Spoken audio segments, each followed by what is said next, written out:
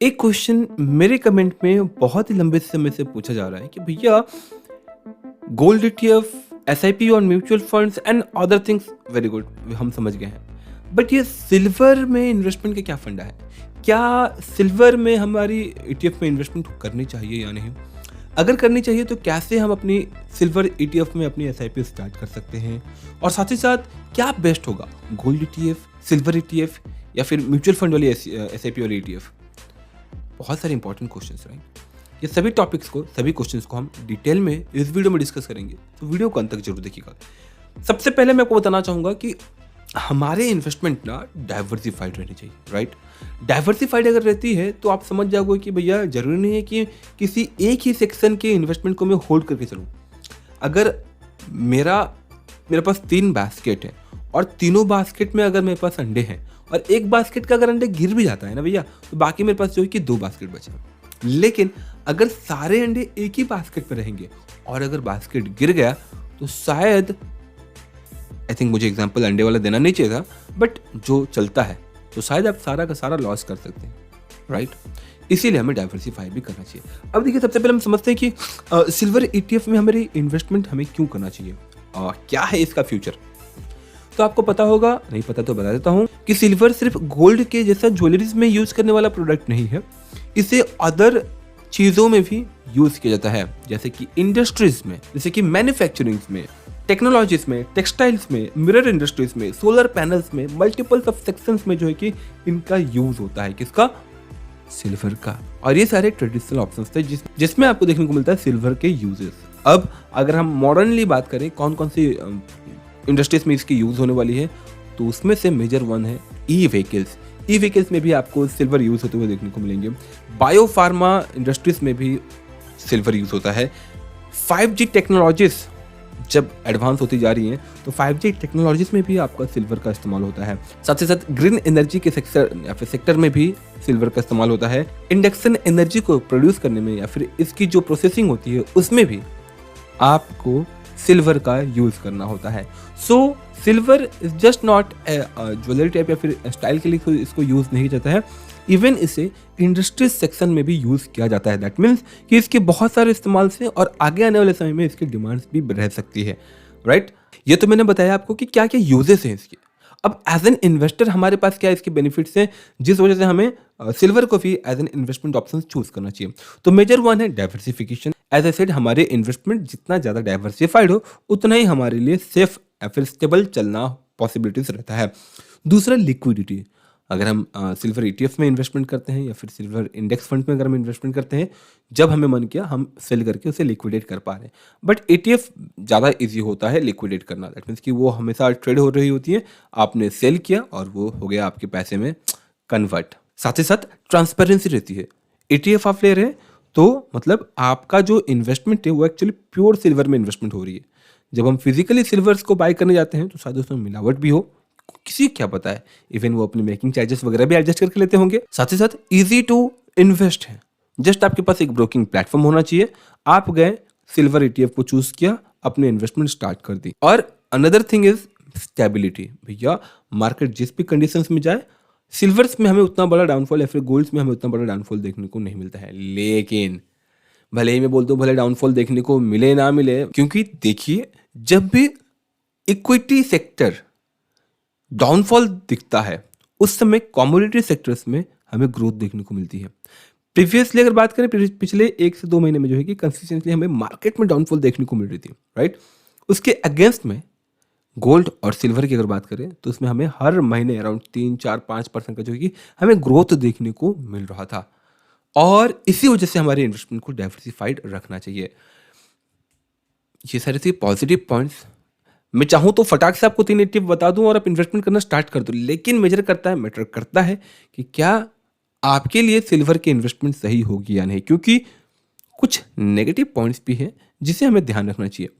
Negative points की अगर बात करूं तो देखिए, कमोडिटी है, मार्केट डाउनफॉल में है तो आपकी कमोडिटी लाइक सिल्वर में जो है कि ग्रोथ देखने को मिल रहा है। लेकिन अगर मार्केट ग्रो करने लगा तो शायद आपकी सिल्वर में भी डाउनफॉल देखने को मिल सकता है।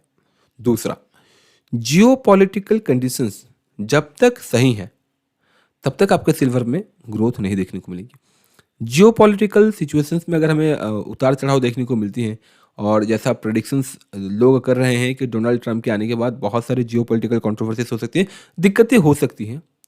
अगर ऐसी चीज़ें चलती हैं तो ऐसे कंडीशंस में मार्केट डाउनफॉल होगा और मार्केट के अगेंस्ट में कमोडिटीज लाइक आपका सिल्वर या फिर गोल्ड में हमें ग्रोथ देखने को मिल सकती है, राइट। तो ये पॉजिटिव भी है, नेगेटिव भी है। दूसरा, सप्लाई एंड डिमांड। सिल्वर कहाँ से आता है?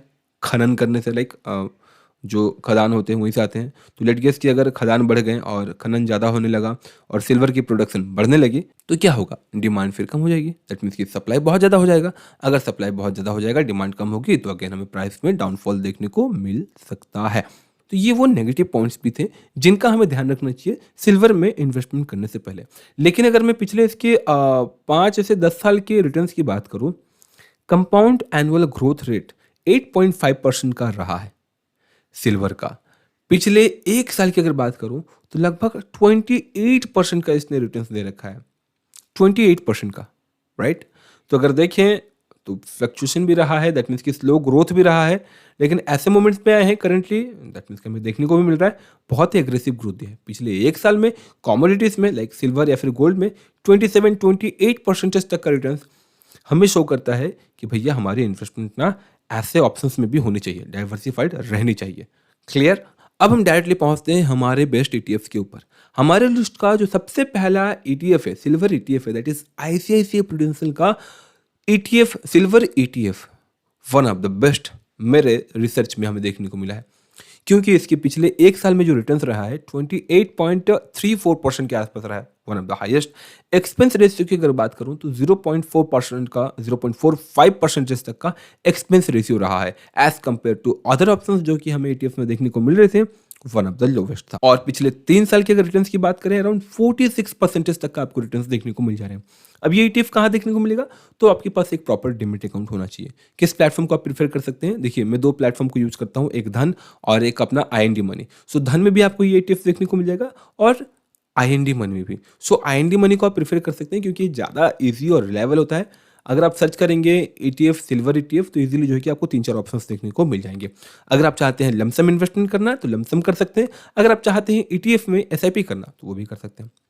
आपको एक एग्जांपल दिखाना है कि अगर आप एसआईपी करते हैं तो कितना रिटर्न मिलेगा। अगर आप एसआईपी करते हैं 1 साल में तो आपके रिटर्न 14 to 15% स्क्रीन में देख सकते हैं, वो रहता है। लेकिन वहीं अगर आप लमसम इन्वेस्टमेंट करते हैं फॉर 1 ईयर तो ये रिटर्न शायद आपको 26% तक का देखने को मिल पा रहा है। तो ये मेजर डिफरेंस है एसआईपी और लमसम के इन्वेस्टमेंट में। सो अगर आप लमसम इन्वेस्टमेंट प्रेफर कर पा रहे हैं एट ए टाइम डालकर छोड़ना, तो गो फॉर दैट ब्रो, जहां पर आपको ज़्यादा रिटर्न देखने को मिलेगा।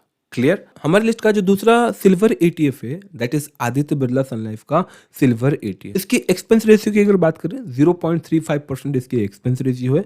क्योंकि एक ईटीएफ है तो अगेन हमें यहाँ पर एक्सपेंस रेशियो कम देखने को मिल रहा है। इसके भी पिछले 1 साल के रिटर्न्स 28% है एंड पिछले 3 साल में इसने 45% प्लस दिया। देखिए, सिल्वर है, कमोडिटी है, किसी भी फंड फिर एसेट मैनेजमेंट कंपनी के अंदर वो क्यों ना आता हो, रिटर्न्स आपको ऑलमोस्ट उसी के आसपास देखने को मिलने वाला है। सो आप जो है कि इस ईटीएफ को भी प्रेफर कर सकते हैं एक्सपेंस रेशियो को देखते हुए। और तीसरा ऑप्शन मैं आपको खुद से सर्च करने के लिए देता हूं कि आप जाओ आईएनडी मनी में या तो फिर धन एप्लीकेशन पे और ईटीएफ को सर्च करें। मैं तीसरे ऑप्शन में 2 एसेट मैनेजमेंट कंपनीज के सिल्वर ईटीएफ को रखना चाहूंगा। एक है निपॉन का ईटीएफ जो कि बहुत ही पुराना है। इनका एयूएम अगर देखें तो अराउंड 5 to 6,000 के आसपास का है। एक्सपेंस रेशियो थोड़ा सा हाई है, आई थिंक 0.55 फिर 0.6% के आसपास है। एक्सपेंस रेशियो हाई होने की वजह से मैंने जो है कि इसको हाइड किया, साइड किया। इसके अलावा इसके जो रिटर्न्स थे अराउंड 27% के आसपास थे, राइट। जिस वजह से अगर देखा जाए तो 1% का रिटर्न हमें कम देखने को मिल रहा है एज कम्पेयर टू जो मैंने आपको प्रीवियसली 2 बताए। और एक ऑप्शन देख सकते हैं आप एसबीआई के सिल्वर ईटीएफ, उसमें भी काफ़ी आपको अच्छा रिटर्न देखने को मिल सकता है, बट बशर्ते कि उसकी भी एक्सपेंस रेशियो कम हो। Clear? That's all. I hope कि आपको ये वीडियो यूजफुल इन्फॉर्मेटिव लगी होगी regarding the silver ETF investment. Prefer करें लमसम अगर आप कर सकते हैं इन्वेस्टमेंट, क्योंकि करंटली अगर देखें जियोपॉलिटिकल प्रॉब्लम्स अनस्टेबल है। डोनाल्ड ट्रंप कभी किसी को भी धमकी दे देते हैं कि भैया हम आपको एक्वायर कर लेंगे। तो इन सिचुएशंस को मद्देनजर रखते हुए हमारी इन्वेस्टमेंट डाइवर्सिफाइड होनी चाहिए। कमोडिटीज में भी अगर हमारी लाइक इन्वेस्टमेंट रहती है तो अगर मार्केट डाउनफॉल होता है तो इसे सपोर्ट करने के लिए हमारा सिल्वर ईटीएफ फिर गोल्ड ईटीएफ इन्वेस्टमेंट सपोर्ट में रहेगा। क्लियर? करंटली अगर देखें तो मार्केट चलो अच्छा है, थोड़ा पॉजिटिव साइन दिखा रहा है, थोड़ा सा अच्छा लग रहा है, राइट। तो दैट्स ऑल। आई होप कि आपको ये वीडियो यूजफुल इन्फॉर्मेटिव लगी होगी। कोई क्वारी हो, कोई फीडबैक हो, वेटिंग फॉर योर फीडबैक्स। मिलते हैं अगले वीडियोस में, तब तक के लिए जय हिंद।